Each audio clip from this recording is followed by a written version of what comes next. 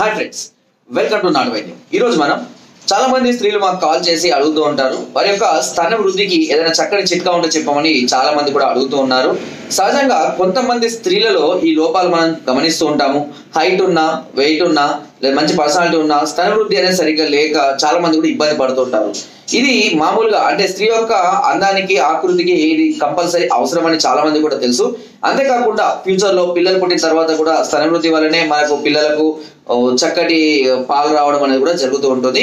ఇలా స్తనాలు చిన్నగా ఉండి పిల్లలకు సరిగా పాలు సరిపోక ఇబ్బంది పడే స్త్రీలు కూడా చాలా మందిగా ఉన్నారు. సో అంతేకాకుండా నవ్వే డేస్ లో ఇప్పుడు స్త్రీలకు ఇది చాలా ఆకర్షణీయంగా తయారు చేసుకోవడానికి, అదేవిధంగా అందంగా కనబడడానికి దీని ప్రాముఖ్యత చాలా ఉందని కూడా వాళ్ళు గుర్తించడం అనేది జరిగింది. సో అలాంటి సందర్భాల్లో కొంతమందికి ఈ ప్రాబ్లం ఫేస్ చేస్తున్న వాళ్ళు ఎవరైతే ఉంటారో వారికి ఇప్పుడు నేను చెప్పబోయే ఈ చిట్కా అనేది చక్కటి స్తన వృద్ధికి చాలా ఉపయోగపడుతుంది.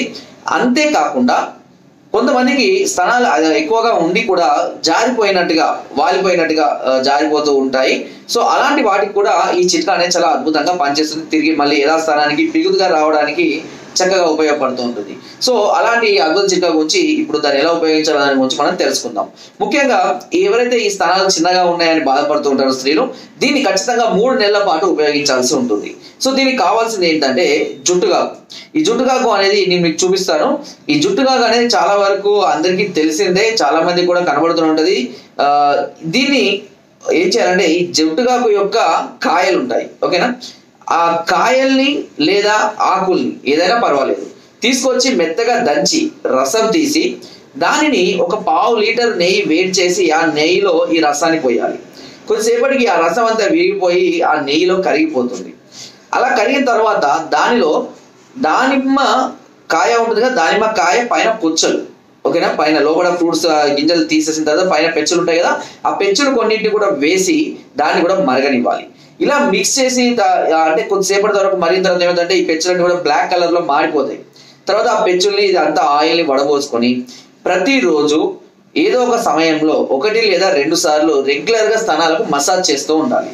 చేసిన తర్వాత 1 అవర్ వరకు కూడా క్లీన్ చేయకుండా అలాగే ఉంచుకోవాల్సి ఉంటుంది. నైట్ అయితే అలాగే పెట్టుకొని ఉంచుకున్నా ఏమి ఇబ్బంది ఉండదు.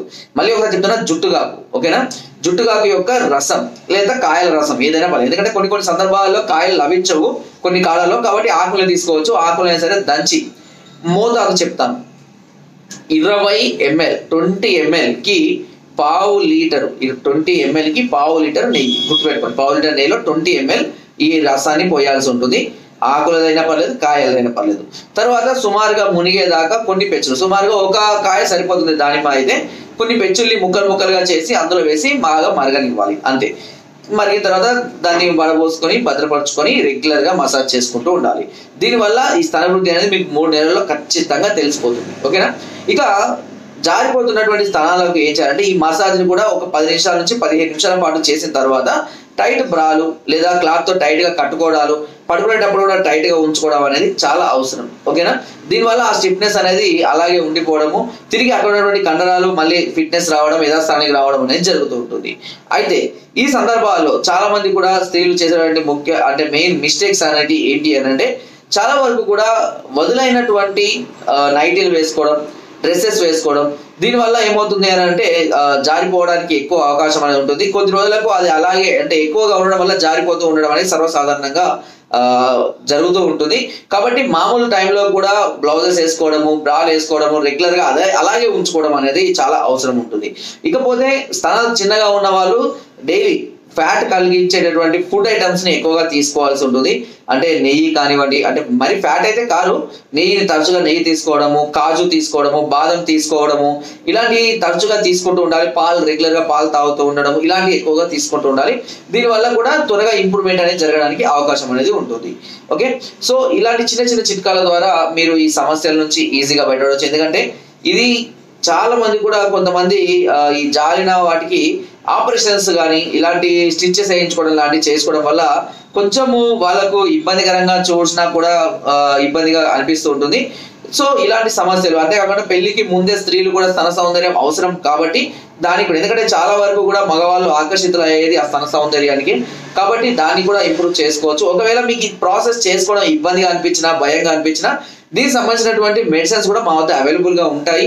మీకు కావాలంటే మేము రెడీగా తయారు చేసి పంపిస్తాము. మీరు నేరుగా ఇంటి వద్దనే దీన్ని అప్లై చేసుకోవచ్చు without any side effects. Okay, కంటిన్యూగా 3 to 4 months వాడుకున్నట్లయితే కనుక నేను చెప్పినటువంటి ఈ సమస్యలు పూర్తిగా మీకు క్యూర్ అవడం జరుగుతుంది. ఓకే, సో ఫ్రెండ్స్, నా వీడియో కనుక మీకు నచ్చినట్లయితే ఒక లైక్, ఒక షేర్ చేయండి. మరిన్ని వీడియోస్ కోసం సబ్స్క్రైబ్ చేయడం మర్చిపోకండి. మీ అమూల్యమైన సలహాలని, సూచనలు నాకు కామెంట్ ద్వారా తప్పకుండా తెలియజేయండి.